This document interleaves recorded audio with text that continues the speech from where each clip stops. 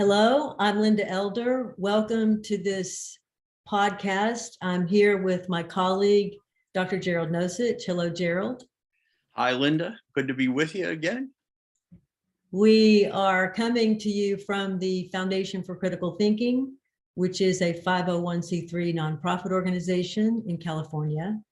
You can join our community at criticalthinkingcommunity.org.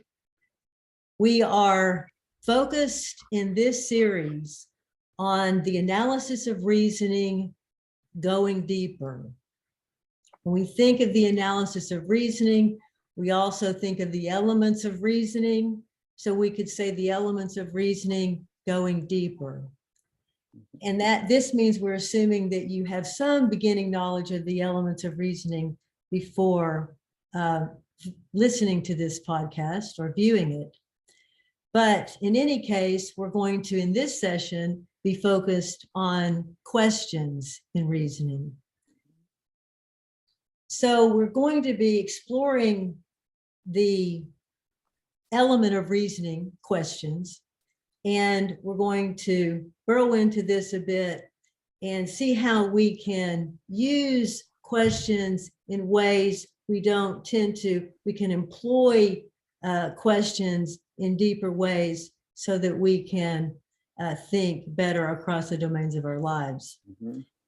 So let's start, if we could, Gerald, with the role of questions in human life. How do you view the role of questions in human life? Well, I view questions as essential. I could almost say the most essential part of reasoning about life, but I would probably have to take it back. That's too sweeping, but it's at least essential. Questions are what drive our reasoning, and thus and to the extent that reasoning drives our lives, questioning underlies everything. So without questions, there's nothing for me to explore or investigate or think about. I at first have to see it kind of as a question, something to look for. And one thing that seems important to me about that is the difference between having questions explicitly and having questions only implicitly in the back of our minds. So, for instance, when my son Matt was an adolescent, he wanted to learn about how to navigate an airport and get on the right flight and everything like that. And I could have taught him, and in a way I did some of that. But what I asked him to do is to ask himself, so what questions should I be asking at any particular moment, right? Mm-hmm. And that helped him a lot because that meant he was formulating the question, asking it, and then finding out answers or partial answers to the questions. So if you just think about going through an airport, you're confronting questions all over the place. Where is my flight? What line do I stand in? How do I get through airport security in the quickest possible way? You're confronting all kinds of questions, but much of the time, those questions are just unarticulated. They're just way inside us. And so we go through kind of on autopilot. And an assumption I make is that by and large, most of the time, the more explicit our questions are, the better. So I see questions as underlying all aspects of our lives. And with reasoning through aspects of our lives, it's very important for the questions to be explicit, articulated, to the extent that I can do that. So. And by the way, your example of working with your son, focused on working with your son, reminded me of the example of Socrates. And what Socrates, I believe, in part was doing was trying to create methodologies for questioning. Mm-hmm. Mm-hmm. He was trying to figure out, how do we get to the best answers? Mm-hmm. And it seems to me, I'm Socrates for the moment, it seems to me that the best way to get to the best answers is through the best questions. Right. Yeah. And his way of teaching, which was fundamentally through inquiry, right, is something that we should really study as teachers, as instructors. Because in other words, imagine a K through 12 school system whose one of their fundamental purposes is to teach students how to ask the kinds of questions you are helping your son learn to ask. As a routine matter of fact. In other words, what we do here is we focus on questions. What we do in the school is we teach you how to ask good questions. We're more concerned about your questions than we are about your answers. Because we want to make sure you know how to ask questions. You know when to ask a given question and when to not ask a given question. So that example of Socrates comes back again and again to me. Yeah, and I'm glad you said, especially about the teaching part, that one of the things we're doing is teaching students to ask questions. And there are, in my experience, questions fall into a large number of varieties, but here are two. Many times I could get my students to ask questions in the class, like about the discipline or about what we're studying or about what an author means. And there I could focus on what makes it a good question. Like, what's the author's main point is a good question. And what reasons or evidence does the author give to support her main point? Those are also very good questions. They're good questions because they go to the heart of the matter. And that's a lot of what it is I was teaching. But there's a very different sense, quite different sense, I think, of what it means to ask a good question. And I'd say that at the root, what makes something a good question is it's a question I really want to know the answer to. And I have a feeling that at school, a lot of the time, students are asking questions for teachers who promote question asking, are asking questions because they're in that school mode. They're in the questioning mode in class, but that's different from really caring about what the answer to that question is. Yeah, so. Yes. Yeah. There's a lot of, sorry, go ahead.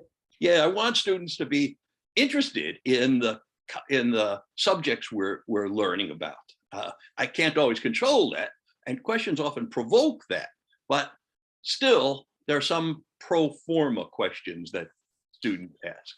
Well, I want to jump in there because I think you said that their students tend to be asking the questions that they're supposed to be asking, so to speak. But I was wondering whether you could even say that they're asking the questions. Right. In other words, they're not really asking the questions in this case. They're actually just answering the questions that have been formulated for them. Indeed. But the important questions that you face in life are not going to be formulated for you. They're going to be formulated by you. And if you're not formulating those important questions, how are you living your life? Yeah. I think that's exactly right. Something in a way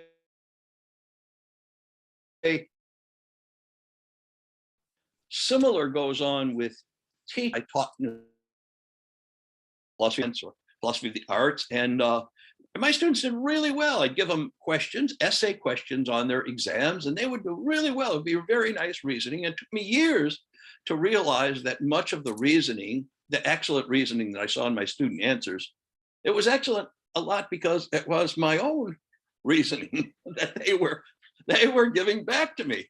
And I found that if I asked them questions that on an exam, say, that we had not covered in the course, but were like the ones we'd covered in the course, they were often no better at answering those questions once the course was over than at the beginning. In fact, what they did is they reverted back to the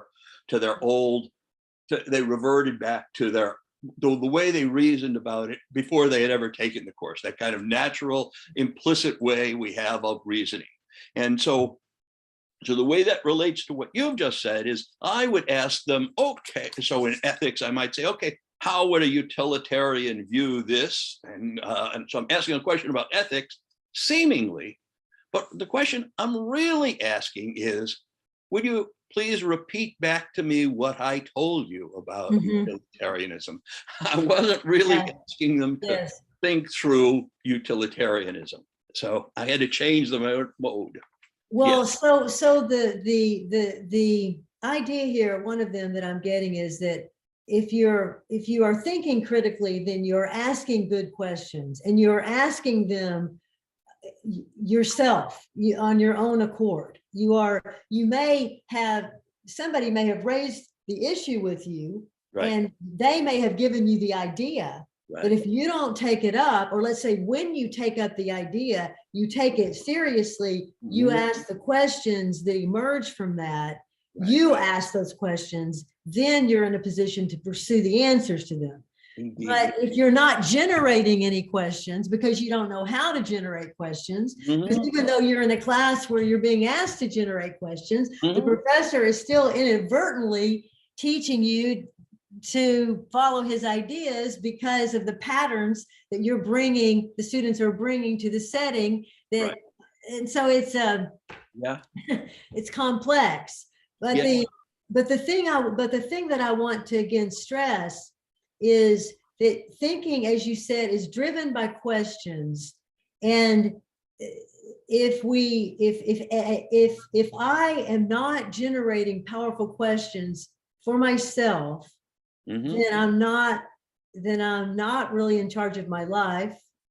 Right. Yeah. And, That's right. Yeah. right, because then I'm going with the flow. I'm being blown in this or that direction because I'm going with other people's questions, or the Mhm. questions that they're for sort of I'm soaking up from them. Mhm. And so the, like, take a perfect sort of paradigm case of an example, say gang members, they're soaking up ideas from one another. They're asking the same kinds of questions. Mhm. They're all willing to stay within that question range, Mhm. right? So how do we get ahead of this other gang? How do we let them know we're boss?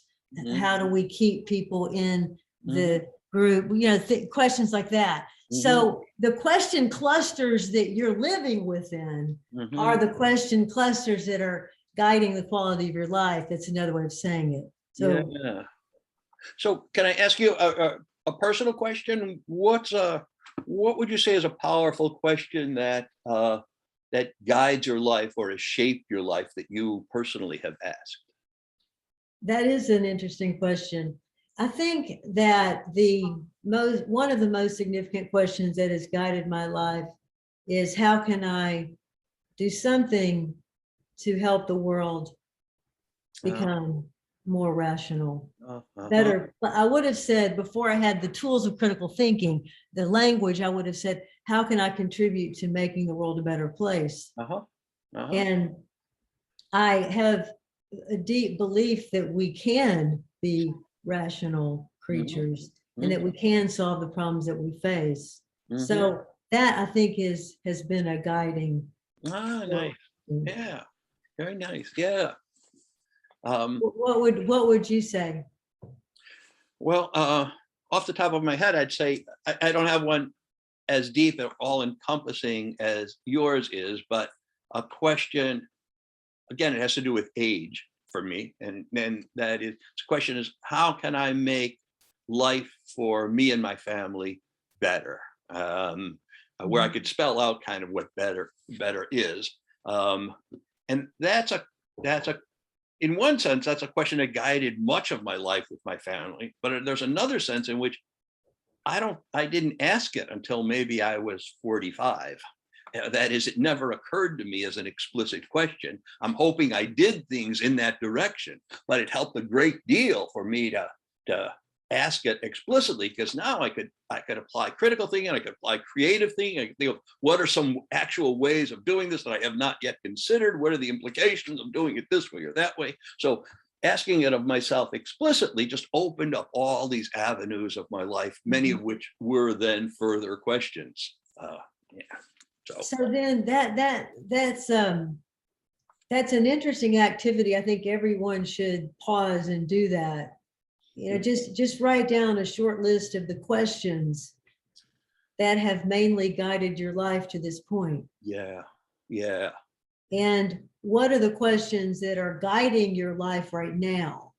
into the future. Yeah. And so some people don't, I think most people don't think seriously about questions because they don't have the tools to think seriously about questions. And when was the last time somebody on the streets was talking to someone else about questions? I mean, it's just not something that we do in human life. But it is something, it is what Socrates was saying that we do need to do. Right. And we need to do it regularly. And I'm going to, if I'm Socrates, I'm going to accost you on the street. I'm going to be doing it to you every time I see you. And so questions have been brushed under the rug in terms of our use of theory of questions to improve human life and the lives that we affect as humans.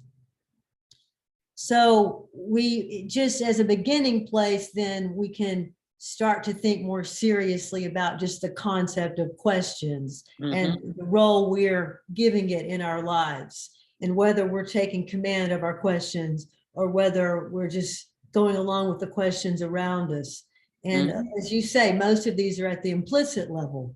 And that's another problem, because then we don't really even know the questions that we are being driven by, because it's at the implicit level. So if it's at that level, then we're really in trouble. So we don't have any idea what we're doing here because we don't know what the questions are that we're asking, that we're answering. So that's a good starting place. Yeah, it's difficult to learn. There's that stepping back move, right? That reflective move where you step back from the issue that's confronting you, and you ask yourself not about the issue, but you ask yourself, what questions should I be asking about the issue? That stepping back, that reflective step, seems to me to be characteristic of critical thinking, and it's hard to do. I'm not saying that's the only way of thinking well, but it's hard to do. Especially as a daily practice.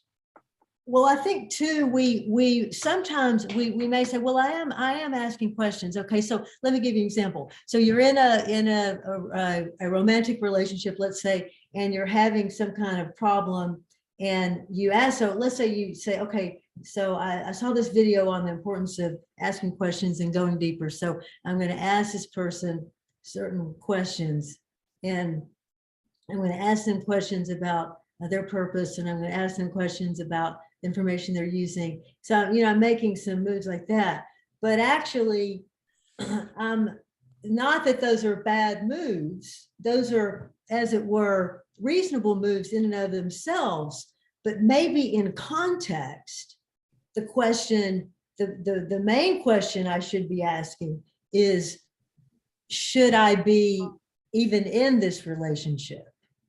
Oh, right. You see, so we can't, obviously, we don't want an academic approach to the questions in a way that disconnects it from reality. So in other words, you say, okay, well, I'm going to ask some good questions right now, but maybe you're not even facing the real issue here. So maybe the real question, the most important question is, what is the issue here that I need to face or deal with? And so there, okay, then that brings in the willingness, right, intellectual courage, right, to face the questions that I need to ask myself. Right. Sometimes we're not asking the questions because we can't, as it were, stand the answer, or we fear the answer. That's right. Or we don't want to have to deal with something. I just don't want to be bothered. So yeah, it's not the best relationship, but it's better than some, so. Right. Yeah. About romantic relationships. So there's a section in my second book in which I give an analysis of marriage, like what assumptions are you making, and then I answer them. What are some of the implications and consequences? What's your point of view? Using elements of reasoning. Well, someone at the foundation gave a workshop to elementary school teachers in South Africa, and these were all women, and he had them read that section about questions I can ask about my marriage. And they were just quite taken with those questions. And they went home to their husbands and asked, so what assumptions are you making about our marriage? And the husbands were taken aback by the question, what's your point of view on our marriage? And or a concept, what is your concept of being married? What do you mean by that? And it was just very enlightening. I'm not sure always in a positive way, but at least initially they were taken aback, but I think they were very good questions. And so that leads to then some of the critical thinking concepts that we can utilize in, let's say, further understanding the role of questions in thinking. So for example, let's take the elements of reasoning. We can talk about the elements of reasoning and their relationship to questions. We talk about intellectual standards and their relationship to questions, and intellectual virtues and their relationship to questions, and the barriers and their relationship to questions, and then we can take other approaches to questions as well. So just jumping in then with the elements of reasoning. So each of the elements of reasoning lends itself to questions that can be asked based on those elements of reasoning. So could you give us a few examples, Gerald, in any of the elements? Yeah, so there are 8 elements that we talk about, or 8 categories of elements. Assumptions is one, and so I can always ask, what are my assumptions in this particular situation? I can also ask, what are the assumptions being made by the other person? I don't need to ask them. I can kind of reason it out for myself, maybe imperfectly, but I can ask, are my assumptions valid or invalid, right? I mean, are they well-founded or not? A lot of times people are against assumptions, but of course we make assumptions all the time and they're perfectly okay. So that's assumptions, but the same holds for any of the other elements of reasoning. Like, what information do I have about this situation? And another important question that bears on that is, what information about this situation do I not have, but that I need? Oftentimes the information that I have is much more prominent to me than the information I don't have and haven't quite noticed that I don't have. Something similar holds with regard to interpretation, conclusions.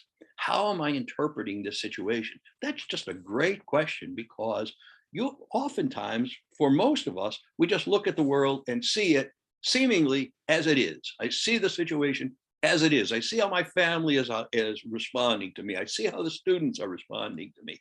I don't quite realize that seeing that this is the way it is really an interpretation. It's really a conclusion I'm drawing based on, well, in the case of students, looking at their faces as they in class, or how they're talking in small groups. I can see them doing that. Are they talking on the topic? That I may not have such good information about. So seeing the world in terms of, how am I interpreting this? And am I interpreting it accurately and clearly and fairly? Those are good basic questions about the elements of reasoning, in this case, interpretation, conclusion. And they're questions that we don't usually ask, but they open up whole areas of insight into the world around me. Here's a teacher-like example. I will sometimes have a student at the end of a class, 40 students in the class, who will say, it was completely unclear. The whole class was unclear. And I, for many years, I'd just be not heartbroken, but along that path, I'd feel it. Oh my goodness, I was very unclear in class that I didn't convey it. And so think of that. This is one student out of 40 who said something to me, and I'm drawing conclusions inside me based on one student's testimony, one student's response to me. So I began passing out in class a student response, and I'd find out how many students thought it was going too fast, too slow, what was clear, unclear, what was clear and what wasn't clear. And students could fill out this form anonymously and maybe like 2 or 3 minutes, and then I'd report out. Because not only did I unconsciously take that one student's comment as representative of everyone's, but that student also took his or her interpretation as representative of everyone's. The person didn't just say it was unclear to me, but it was unclear. That is, as if it was unclear to everyone. And so by hearing other students' interpretations, their conclusions, it kind of made a nice corrective effort for me as well as for the students. So I've gone off about interpretations, but Well, yes. Go ahead. Yeah. Well, I was going to just say that. So in the original, when the student first said this to you, your question probably was something like, oh, I wonder how I can do a better job of reaching the students then. Yeah, So right. You went to that question. Right. At an unconscious level, most likely. Right. And then you had a little time to think about it. And then you thought, wait a minute, maybe I'm asking the wrong question. This is probably still happening at the unconscious level for you, I'm guessing. Mm-hmm. So then you become it starts to become a little more clear, like the move you should make, Mm-hmm. that would give you the data that you need Right. to make that decision. So then the question is transformed to, how can I find out what the students actually do think? Indeed, yeah. And that's that, yeah. Yeah. That's a question about accuracy of one of the standards, of course, but oftentimes our exploring of the elements sends us there almost directly. How can I find out if these, I mentioned assumptions, what are the assumptions the other person is making? How can I find out if these are the assumptions the other person is making? Right?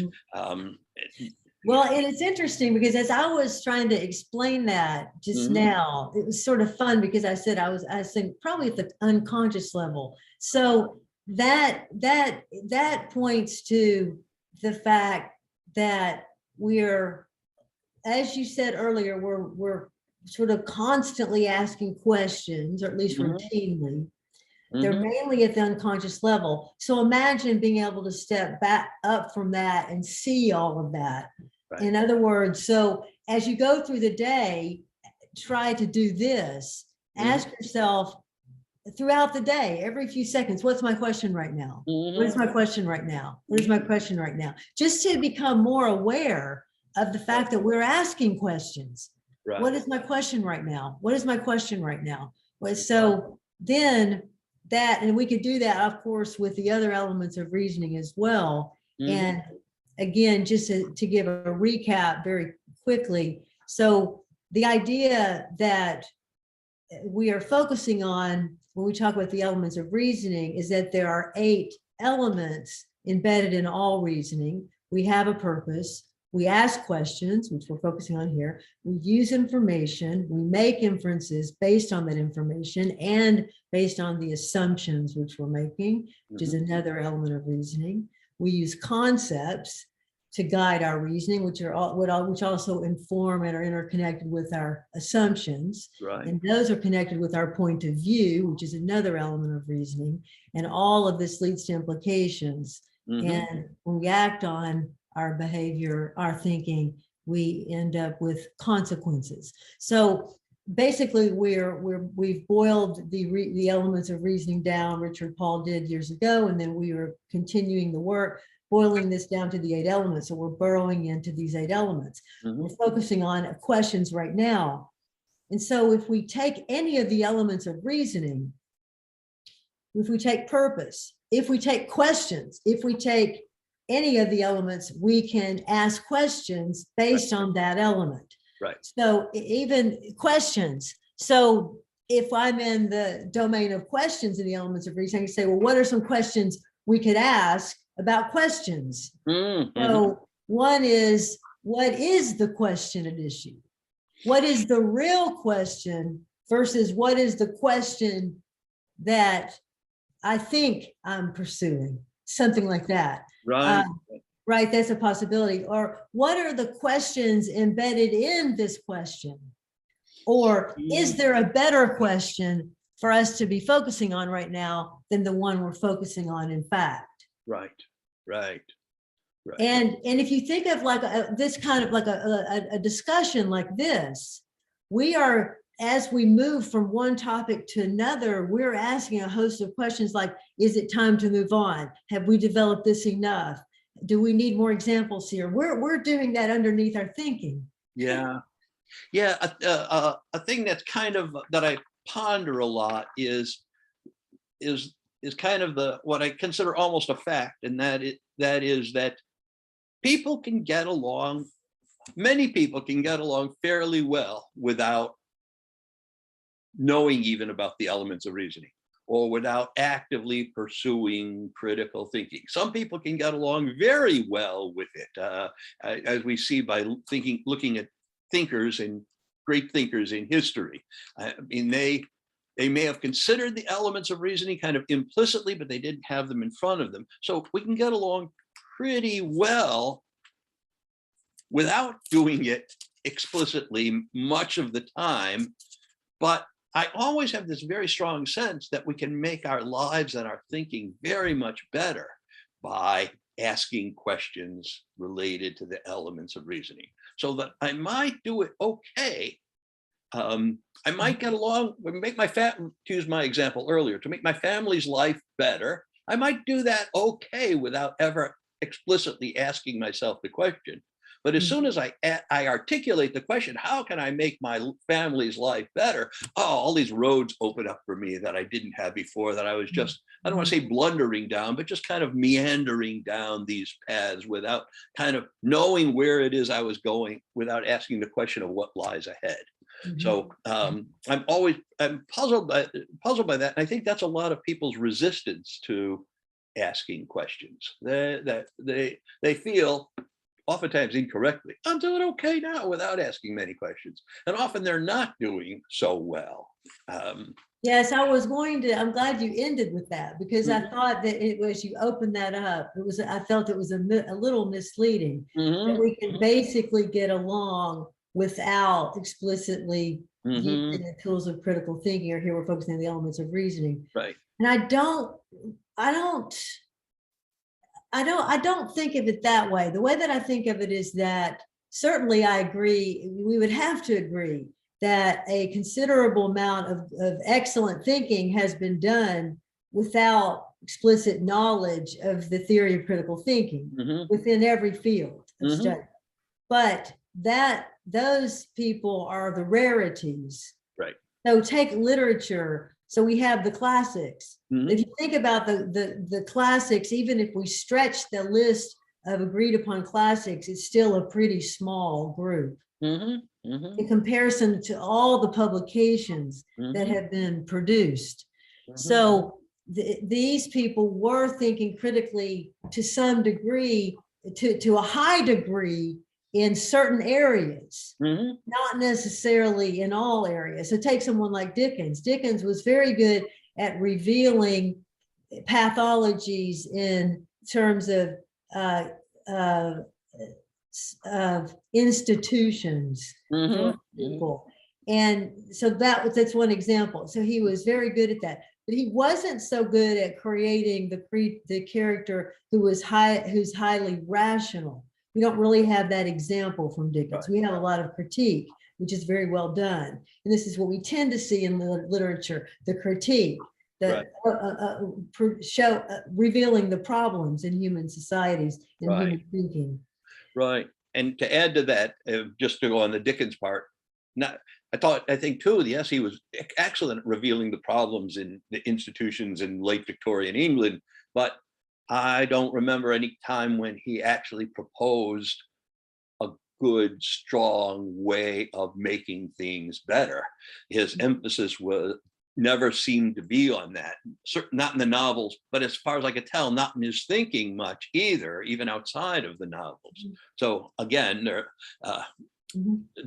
there's a spotty nature to our thinking. Exactly. Yeah. So we know that there are countless examples of criticality occurring in human life. The question is it enough to sustain us and help us live at a level of self-fulfillment? I mean, for all humans. Right. See, we're so far from that reality. Mm-hmm. And mostly people in, or half of the world's population are asking the question, where's my next meal coming from? Right. Or will I get health care if I need it? Or do I need to run for my life right now with my whole family and leave everything behind me? I mean, it just, the Mm-hmm. wars and all of that. So this means that these people never have a chance at Right. the kind of work and the kind of world that we're trying to help create. Yeah. Yeah. Yes. So we have, so we can look at any of the elements of reasoning again, and we can ask questions based on those elements. We've given multiple examples of that. We can ask, well, what are the implications I'm facing in this situation if I make this decision? Mm-hmm. Throwing in on concepts. What are the key concepts driving my life right now? Mm-hmm. What are the key concepts driving my professional life? Mm-hmm. What are the key ideas guiding my role as a parent, Mm-hmm. Mm-hmm. my role as a teacher, my role is in this intimate relationship? What ideas am I bringing into the setting? Mm-hmm. And are those ideas reasonable? And does this other person have the same ideas of the same thing, so to speak? Or are we diverging in our ideas? Mm-hmm. So there are unlimited numbers of questions we can ask when we understand the elements of reasoning. Mm-hmm.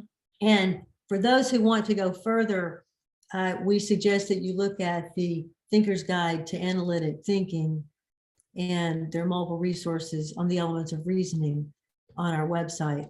So let's move on then to intellectual standards. So intellectual standards are the standards by which thinking is judged by critical thinkers, basically. So if we take the term critical thinking, well, thinking is reasoning in the way that we're conceptualizing thinking right now within this context. And the term critical brings us criteria that we need to adhere to to be thinking at a high level of quality. So some of these intellectual standards, just to name them, are clarity, accuracy, relevance, breadth, depth, logicalness, fairness, sufficiency, and there are many others. These are some that we begin with. Justifiability. So we can take any of these intellectual standards and we can ask questions based on these standards as well. Right. So can you give a few examples of that, Gerald? Yeah. One thing that I find quite striking is the way that asking the question about the standards can make us think in a really quite different way. So if I just ask you an ordinary question like, how did you spend the last 3-4 hours? And I ask you, just tell me about it. And so you tell me about it. Now I say exactly the same question, but I insert one of the standards. I say, tell me what you did in the last 3 or 4 hours, but be as accurate as possible. That to me, if somebody asks it that way, it puts me in an entirely different frame of mind about how to answer what I've done in the last 3 or 4 hours. The last 3 or 4 hours under the first question, I just casually give you my answers. Once you say, be as accurate as you can, accuracy being the standard, I now think, okay, well, how about this? Well, no, that generates all these questions. Something similar happens if I take the standard of precision. So I ask you, so be as precise as possible about what happened in the last 4 hours. You see that when people get in an automobile accident, and they have to fill out this form, or the police officer asks, and what happened, or what exactly happened, and you have to fill out the form in writing or online so that it's actual words, not just casual talking, and you got to be extraordinarily precise. Well, the person hit the left side of my car. And then I ask you, the front, the door, the rear on the left-hand side. So describe your last 4 hours, but be as precise as possible. It changes my whole way of thinking about it. So that's, I think, true for all the standards. And there's this great thing about the standards too, that we can if we're adroit about them, you can do it in casual conversation, and it makes it very much richer. So imagine you're sitting around the table, Thanksgiving, all your family members and friends are around, and someone starts making a point, and you can ask, well, here's a clarity question. Can you give me an example of that? It's not confrontational. It's not putting them on the spot. It's not saying, I disagree and you're wrong. Can you give me an example of that? Or about precision, can you give me some of the details of that? Or sufficiency. So do you think that's a full answer, or is it only a partial answer to the political problems you've been talking about? Mhm. And each of those sends us to a different frame of mind, and I think changes the way we answer to a great degree. So the standards are an excellent place to begin questioning. Yes, yes. I was thinking of your first example. Tell us what you've done in the last 3 or 4 hours, something like that. And you added first the standard of accuracy and then precision. So accuracy means get it right, make sure every part of it's right. Precision means give us a lot of the detail, all of the details, or some of the details are right. We were not clear about how many details the person wants. Right. But then I was actually thinking, when you started adding standards, I was going to immediately add the standard of significance. Right, right. Well, if I had said, tell me what you've done the last 4 hours, Gerald, I mean, what you've done of significance. Right, that's right. I breathed in, I breathed out, I breathed in, I breathed out. That would not be an appropriate answer because it's unimportant given the question. Exactly. Yeah. Or you could say to someone, now, what have you been reading lately? And they say, I've been reading the local newspaper. Okay, so what have you been reading of significance? Ah, right. And that forces the person to say, well, maybe nothing. Right. And maybe I need to go and grab a book by Seneca.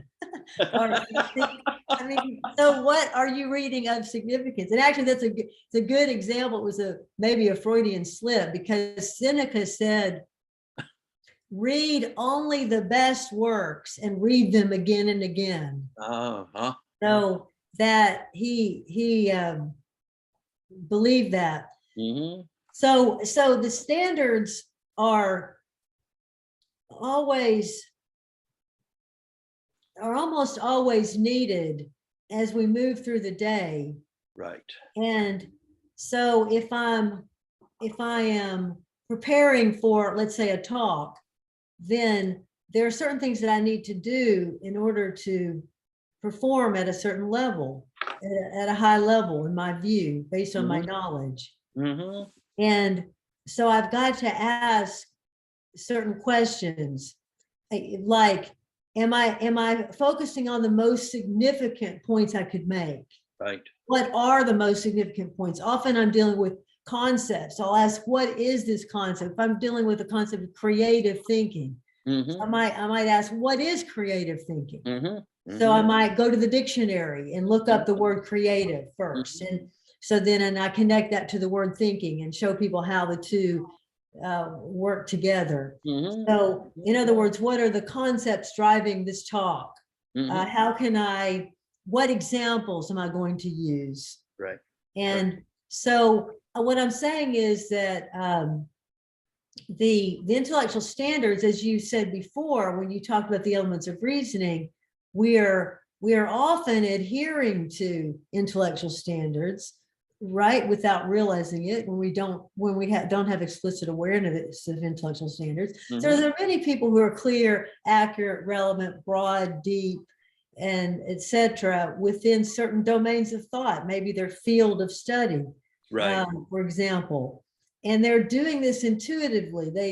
They may not be able to tell us why they're making this move or what move they're making, but they are adhering to these intellectual standards. And so the question is then not, do we ever adhere to them? Because we must, or we wouldn't be alive. I mean, you must sometimes be clear, accurate, relevant, and so forth, or you just be a basket case. So everybody sometimes, or frequently, or somewhere in between, adheres to intellectual standards. So the question becomes, how can we make our adherence more explicit So in other words, if I'm preparing for a talk, so just based on this little example that I gave, if I'm preparing a talk, the next time I do, I may stop and say, remember that conversation you had with Gerald in that podcast? So you said you take a little time and you really formulate your questions. Now, you know, you're asking these are good moves. These are coming to you intuitively, Linda, but what is not coming to you intuitively?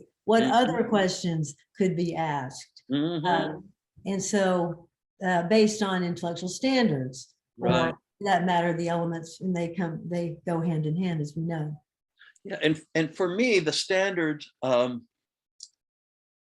of the standards tend to fall into a separate category for me, and those are the standards of depth and breadth, in that oftentimes clear, accurate, and relevant, and as precise as necessary, come to me fairly straightforwardly, but depth and breadth generate a different variety of questions for me often. Now, depth can mean a lot of different things, but one of the main ways we use it is, what are some of the complexities? What are some of the complications of this? So if I take even many ordinary questions and I step back from the question, a problem I'm having in my life, say, and I ask, okay, so what are some of the complexities of this situation? That question opens up avenues that I'd never thought about before, right? People have strong political views, and they're come on very strong on this side or on that side, just full force, and I do that sometimes as well. But then if I ask, what are some of the complexities of the situation?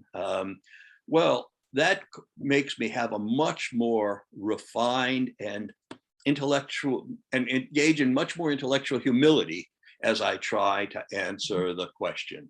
And something is similar with breadth. How can I look at this from different points of view? Because we all tend to be strongly embedded in our own point of view. And when I ask, how are other people looking at this? Or how are other reasonable people looking at this? Or even if I think the person's view is unreasonable, how many people, unreasonable in this case, how many otherwise reasonable people are viewing it another way, and how do they see it? That can open things up for me in a major way. Depth and breadth lead, well, obviously, deeper and more broadly. On breadth, that's an interesting move that you made there, and it made me think about when we think about point of view, we tend to think about entering other reasonable points of view that we may be not considering. And one thing that I do to expand my own breadth, I guess, of knowledge, is I try to read in the works of and biographies of distinguished thinkers. Right. People who have accomplished at a high level, and how do they think about life, and how do they think about things, and what are their habits? What are their intellectual habits, so to speak? And that looking at exemplars for thinking, I think, is a very important phenomenon that we should engage in much more of as humans, because we tend to look at the masses and how they're behaving. I mean, look at TV, look at movies. You rarely see portraits of the rational person. See, even in classic works, again, like in Dickens' books, you see a lot of the dark side well illuminated. But what about the bright side well illuminated? So, for example, take a biography or the autobiography of Nelson Mandela. The autobiography of Nelson Mandela is exemplary because in it, you can see lots of examples of critical thinking, although he's obviously, Mandela's not using the term critical thinking, but he's making a lot of the moves explicitly. And he's saying we had this information, but we lacked that information. So it's an example. But we also see a considerable amount of intellectual humility in him, because he also brings in mistakes that they made in thinking, that he made in thinking, arrogance, that they, the fact that they ever got caught was really their fault. They weren't thinking well when they Mhm. were caught and then sent to prison. It was that was the most unwise thing that I think they did. Yeah. But so he illuminates how they got caught and how they became careless, for Uh-huh. example. Oh, that's interesting. I didn't know that about him, but I was in another podcast recently in which someone asked me who in history would I say is a critical thinker, and I backed away from the question because I said, well, with all human beings, there are parts of their lives where they think critically, and there are parts of their lives where they don't. And if I name anyone, there Mhm. people will find numerous examples of how they Mhm. haven't been critical thinkers, or didn't live up to their ideals. I just recently read something about Gandhi, whom I have immense respect for, about how his son, when Gandhi was younger, but his son was around 20, so Gandhi must have been 40 at least, maybe 50. His son wanted to marry a Muslim woman, and the son was a Hindu, and Gandhi absolutely forbade this and said that this is going to ruin India if his son does it. And his son listened to him and broke off the engagement. And I thought, wow, that's so inconsistent with what Gandhi stood for. So if I bring up Gandhi as a paragon, or even as a partial paragon, someone else on another side can key in on the deficiencies. So I always shy away from that. Yeah. Yeah, so let me add to that. That's a very good point, Mm-hmm. and one that we really need to fully understand. Yeah. And so if we ever name an exemplar, we mean an exemplar in certain areas that we can see clearly, or Right. we think we can see. Right. And in other words, if you can just take the the parts that where the person excels and learn from those parts, you still have to be able to critique the Indeed. weaknesses in the person. Indeed. Yeah. So, Yeah. and this leads us back to the importance of being able to think critically in general terms so that we can distinguish the Mm-hmm. two. And Yeah. so you could say, if so, somebody might say to me, well, Linda, you're going on and on about Mandela being this great thinker, but what about the fact that he actually, by making all these decisions, he in essence abandoned his family? Mm-hmm. Mm-hmm. And there isn't any response that I can make to that that's going to be satisfactory, because he in fact did that. And he in fact did have a responsibility to his children.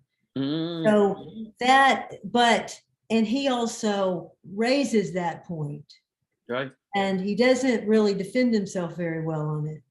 Yeah. But so what I'm saying is that we've got to be able to look at exemplars and see the exemplary things that they do Right. and or did, and not say, but we've got to torpedo the whole person, because Right. if we do that, we will have no exemplars.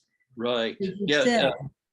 Instead, Social psychologists sometimes call that the halo effect, meaning that if someone is good in some respect that we think high, that's very important to us, we will halo the rest of them. We'll think that the whole person is good, or moral, or ethical, or thinking strongly. And similarly, there's a halo effect on the other side. If someone is evil, or does very bad things, we think that person is evil in all respects. So, and yet neither of those seems accurate in fact, but more than that, it's just a oversimplified view of the way humans are. I mean, humans are not this univocal kind of thing. And not only that, but over the course of their life, they're clearly not consistent. I mean, what I thought of as an adolescent is very well, you mean we have to go all the way back Yeah. to all those decisions and average it all in? That's not. Yeah. Yeah. So. Yeah. Okay. So then we are all imperfectly adhering to intellectual standards. That is, sometimes we're clear, sometimes we're not, sometimes we're accurate, sometimes we're not, sometimes we're giving enough detail, sometimes we're not, sometimes we're thinking within other points of view that are relevant. Sometimes we're not. So then again, it comes back to us, to each one of us, to be responsible for telling the truth to ourselves Right. about the degree to which we are adhering to these intellectual standards. And this is all related to questions, because if we're adhering to these intellectual standards, we're asking questions related to those standards, though they may be implicit. Right. Yeah, and it brings me to a kind of gripe I have. There are people around who say you can't teach critical thinking. You can't teach critical thinking. And I had actually somebody who was a provost at a major university say that to me. Well, of course you can't teach critical people to be critical thinkers. And what bothers me about it is that it's as if they see critical thinking as this single thing, which you either have or don't have. So the question is not quite, can you teach people to be critical thinkers, but can you teach students, say, to think more critically than they do now, to more often raise questions, Beautiful. more often ask about their assumptions or the implications and consequences? And the answer to that seems clearly and obviously yes, and eminently testable in a straightforward way. Again, it goes with this idea of everything fitting together, all the parts of us as humans being a single thing. That seems to be completely unrealistic. Yes, and when we look at the literature on mental health, mental well-being, and therapeutic approaches that work, what we increasingly are seeing, even in the research, is that critical thinking leads to lower levels of depression, for example. And that doesn't mean in every single person, in every single case, but it means that when people, for example, and this makes obvious sense when you say it, when people make poor life decisions and negative implications follow, depression often follows as well. So if we can reverse those decisions or make better decisions to begin with, which would even be better, then we can have, we make better life decisions and we'll be less likely to be depressed. Right. And so this is, in other words, and in any given person may not, now I'm thinking about the continuum of learning. So, or you can going up the ladder, any one of us may not make it from one side, a very poor thinker, to the best thinker in the world. We're probably not going to. Right. But what if we made it halfway? In other words, what if we improve a considerable degree? So you're very much more often you're accurate, very much more often you are logical. Right. And in any case, critical thinking has never been given a chance. That's right. It's never been utilized in an extensive, long-term way, to my knowledge, really anywhere, so that we could then say we've actually tried critical thinking and we know that it doesn't work. We haven't actually tried it. So not on a grand scale, and not routinely, and not using this rich toolbox that we have in the Paulian school of thought. So we could talk more about intellectual standards, but I think for anyone who's interested in going further, remember we have a Thinker's Guide to Intellectual Standards, and you can sit down and write out each intellectual standards word, and then ask yourself, what questions could you ask if you understood that concept, that standard. Right. And the same would be true for the elements of reasoning. If I understand purpose and reasoning, then what are some questions I can ask based on purpose? If I understand significance in reasoning, then what are questions I can ask based on significance? Am I asking the most significant questions in my life right now? Right. For example. So those are two categories of concepts that we focused on in relationship to questions. Now let's move for a few minutes, if we could, to questions we can ask when we are taking seriously intellectual virtues. And so if I could, now I'm reading from How to Study and Learn, the Thinker's Guide for Students on How to Study and Learn a Discipline. Okay. So let me just give a couple of examples. So let's say I want to develop intellectual humility. Intellectual humility, as we know, means that we can accurately and do accurately distinguish between what we know and what we do not know in a given situation. And we are very happy to admit what we don't know, assuming that no one is going to harm us by admission. But in any case, we are willing to admit the limits of our knowledge. And we're happy, and you can hear when you listen to good scholars in a field, no matter what the question is that they're being asked, they don't ever answer any other way than they know how to answer it. And that is, they don't, well, when the person's trying to get them to say more than they know, they never do that. They just say, well, we don't really know the answer to that yet. That may be unsatisfactory, but I can't say for sure. Right. They don't say what they think when they don't know what the truth is. Right. And so you can really learn from people that have that kind of intellectual humility. So this is one of the intellectual virtues.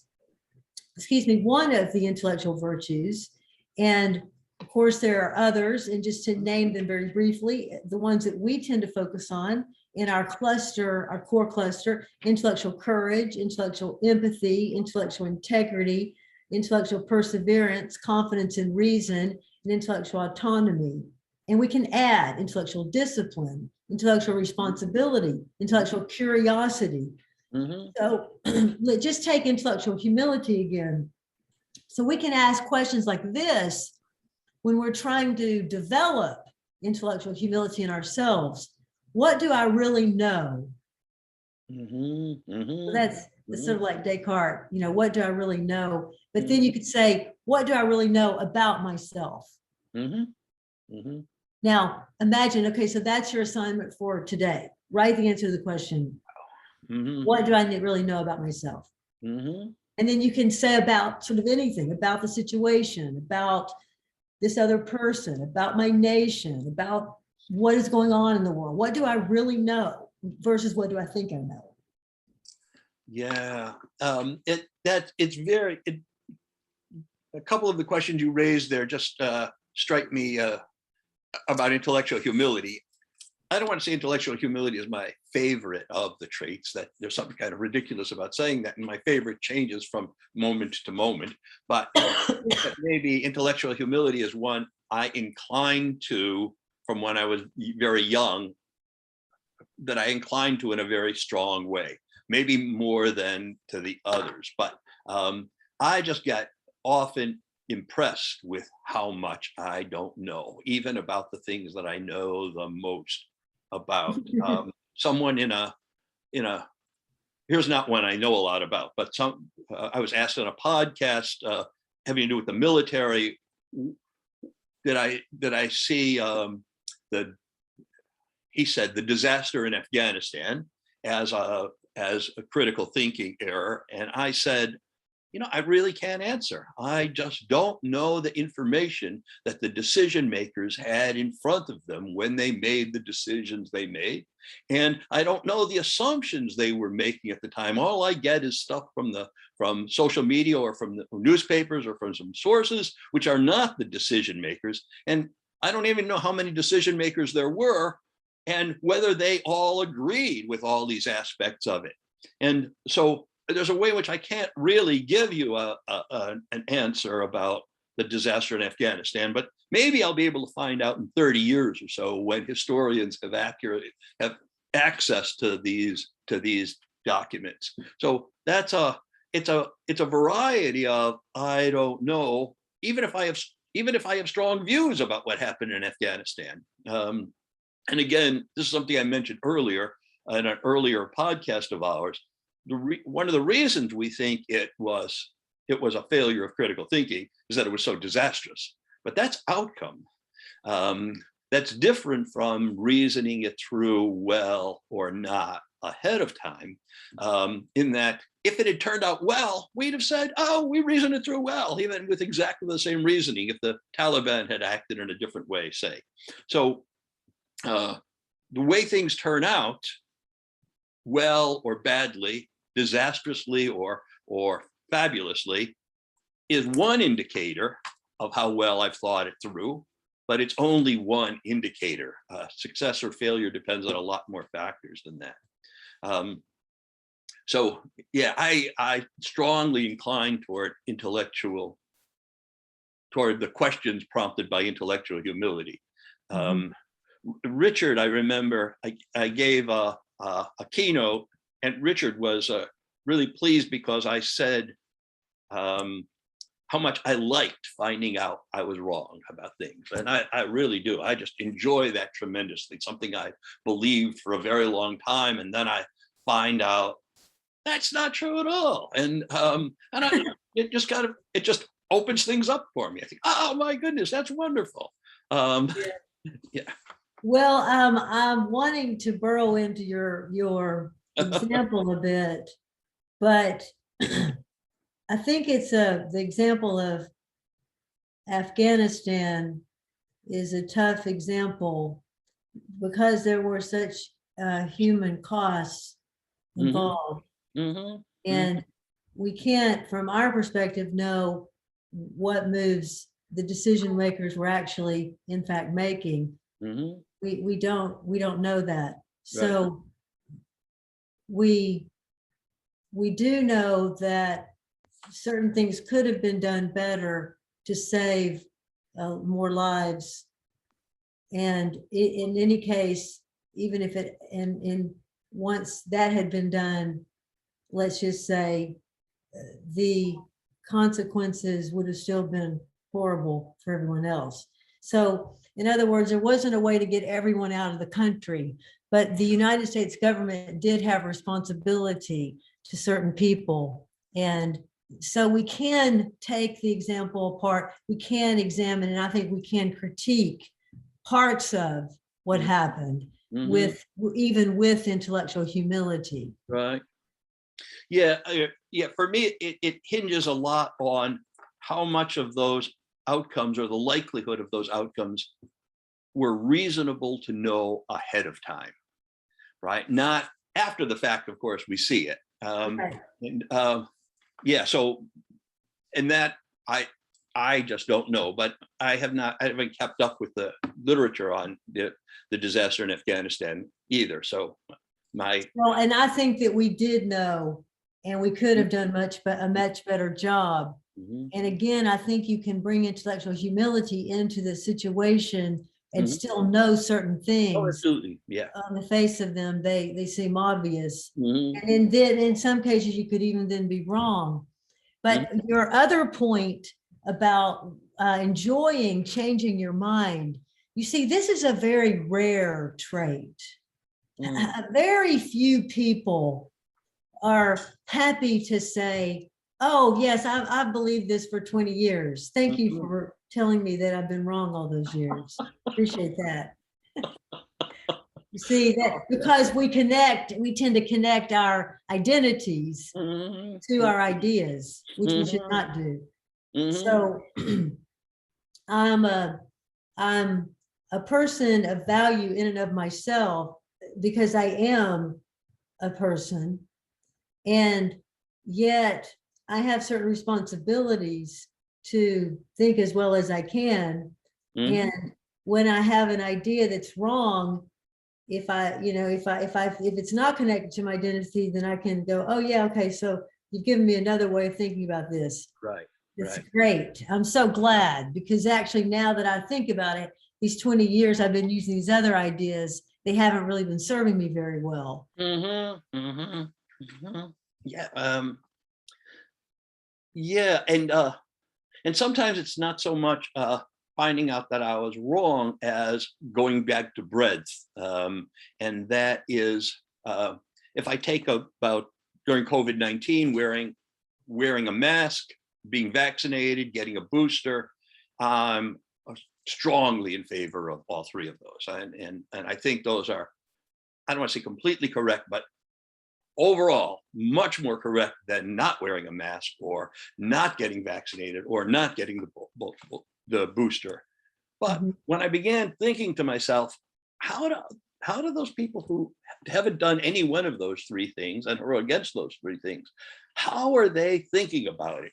It didn't get me to change my mind, but it got me to explore the ways in which I could, at least seemingly reasonably, see how, well, I'm really not, it's not reasonable. I'm not saying this is me. This is the point of view I'm thinking through. It's really not reasonable for me to believe the CDC, the government with respect to these three. And look at the changing information they're giving us. Now, to me, that changing information is very positive. It means they're dealing with uncertainty and they're giving us the best answer they can at any time. But if I don't pay attention to that, I can think, well, sometimes they're saying wear a mask. Sometimes they're saying not wear a mask. Sometimes they're saying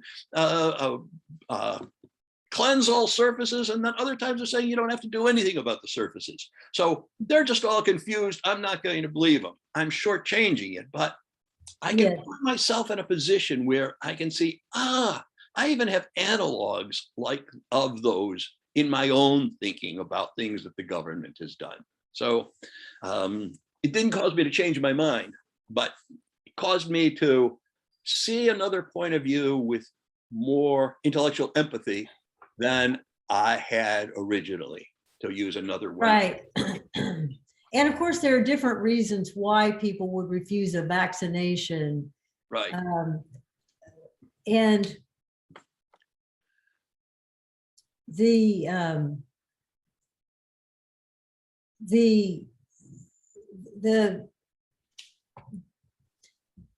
point that you made about let's say the way the government has behaved and the way that people think about the government and that we can't trust our government.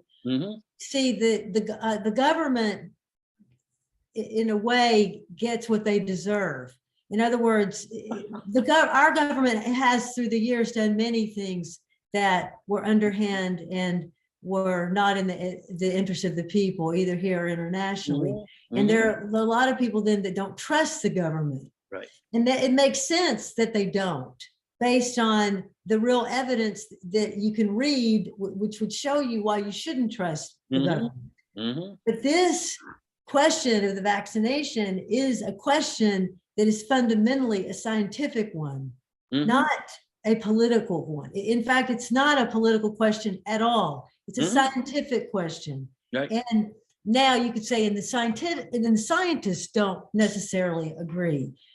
And they've also misled us a few times. And within, they came out with one vaccination, which actually resulted in certain blood clotting in people that were quite young, and then they died in its early phases. Well, now we know this, and now the people coming behind them are not going to die most likely because they know what's happening. It's a certain kind of blood clot, and they know how to go in and fix it.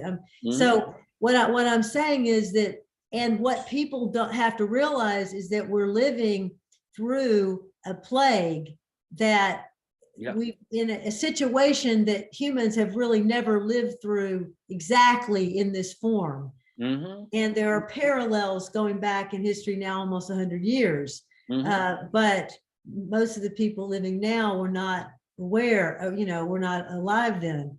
So what I'm saying is this is directly related to the subject of questions, because what people are doing is they're making the wrong move by saying, well, why should I go along with the government? They make that move, they're showing that they don't know what kind of question we're dealing with here. And then, even though it's a scientific question, we realize that the scientists are not necessarily going to agree, especially because we're in early days of the vaccination. And so even when you trust, let's say, the scientists, because you have to trust something here, and it is a scientific question, even though you trust the scientists, it doesn't mean you necessarily would want to be the first person vaccinated. That is right. And I myself would not. And I said early on, I will be vaccinated after millions have been vaccinated. Now, maybe that is a view that lacks courage, and certainly it's true. But that's what I'm saying is I'm saying we can't just follow scientists because they say something is true. We Right. follow the data that hopefully has been gathered objectively. And when it comes to something like a vaccination, which is going to be very powerful, it makes sense to me to Right. make sure there's enough data for me personally to say that I'm comfortable with that decision. Right. Well, and though you're completely right that the question of the effectiveness of the vaccine or of a booster is a scientific question, it gets complicated by the fact that the government is the one that tells us what the scientists are saying. Yes, So yes. I have to listen. So if I listen to the CDC, I'm not exactly listening to the scientists. I'm listening to those who report to me what scientists have said. And with other government agencies, what the EPA says depends on who gets appointed as head of the EPA by this particular administration. So the guidelines that the EPA, scientific guidelines that the EPA puts out, change from one administration to the next because of political considerations. So there's that intermediary that the government often plays in relating the scientific findings to me. I can maybe get around that by, as someone suggested in a Q&A webinar I gave just a few days ago, by going to the experts myself and reading the scientific journals. But first, that's a huge enterprise. And second of all, I'm not that confident that I will come to a better interpretation than the CDC comes to reading those same scientific journals. So it gets complicated. It is complicated, but when in the end, we as thinkers need to be able to distinguish between a political and a scientific question and any other kind of question. Absolutely. And when it's a scientific question, we need to know we've got to rely on the scientists who know the most about right. This particular issue. Yes. Yeah. And that is that those scientists may come to us through the CDC or some other website, and they may not. But basically, when we see these scientists agreeing across the world, and they're saying the same things, then that's going to be more powerful to me than when we see disagreement. Right. And then we can see them making all kinds of mistakes as well. And this adds to the problem. For example, early on in this pandemic, remember we weren't supposed to wear a mask?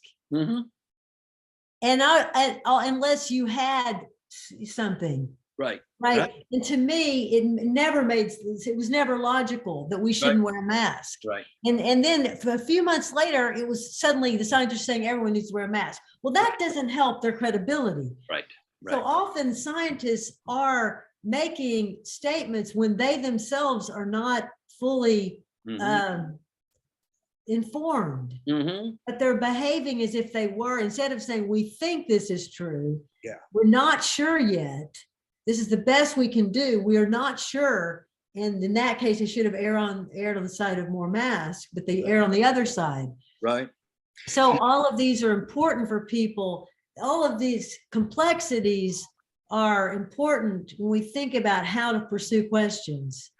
Yeah, and I was actually maybe at least emphasizing, maybe emphasizing intellectual empathy of how people who would be opposed to vaccinations, why they might do it. I wanted to make the most reasonable case from their point of view I could.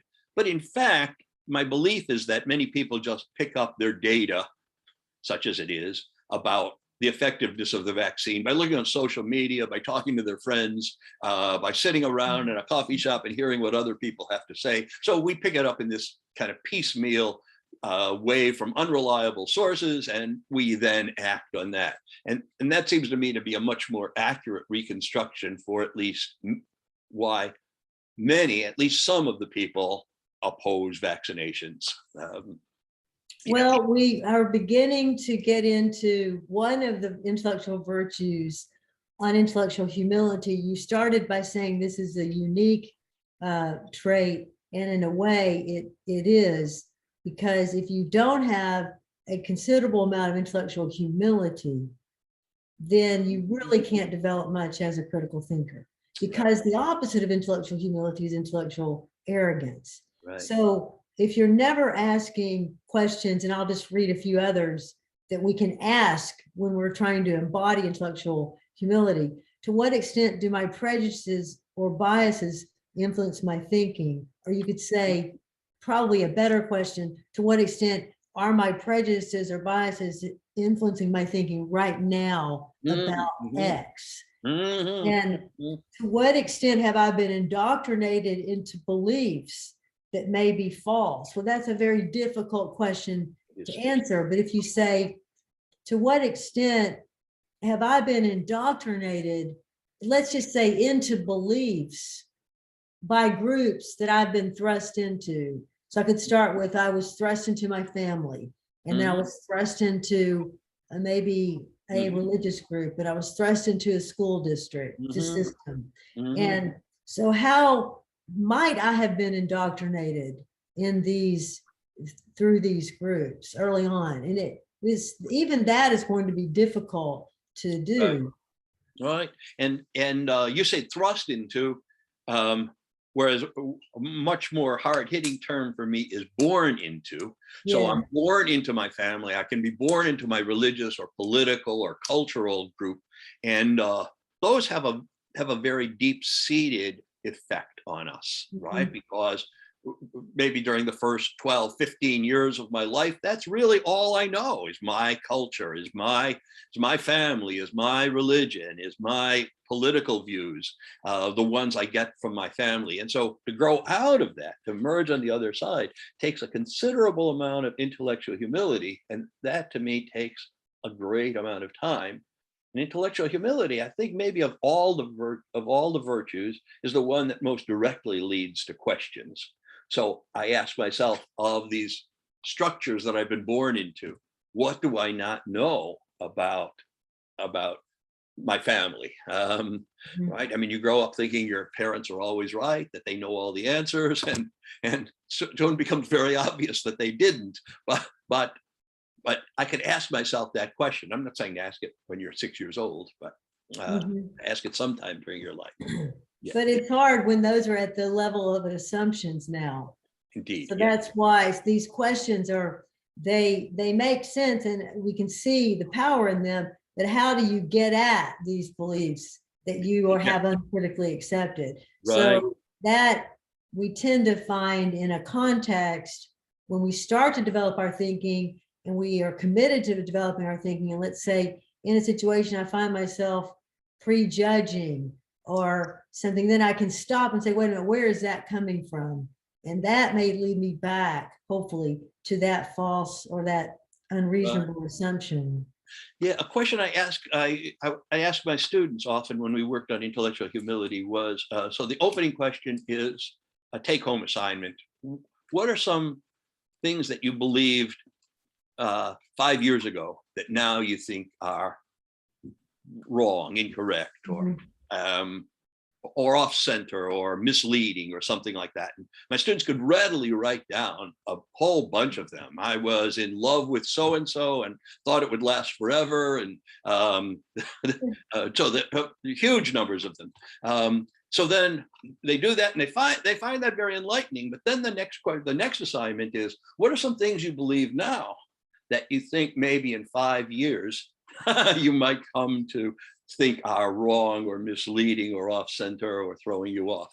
And that's a much more profound, deeper kind of activity. And my students seem to get a great deal out of it, because it causes them stepping back into intellectual. Well, you kind of push them against the wall a bit, because the first part of it seems sort of easy. I mean, it's not easy, but it's easier than what's to come. But you've already done that. So you've proven this, that 5 years later that you've changed some of your thinking. Now you're going to have to prove what you're going to change for the future. Whereas you actually don't want to change anything, because you think everything that you believe is accurate right now. Right. And I could ask So what are the odds that everything you believe now is going to turn out to be the same? You're going to believe the same 5 years from now.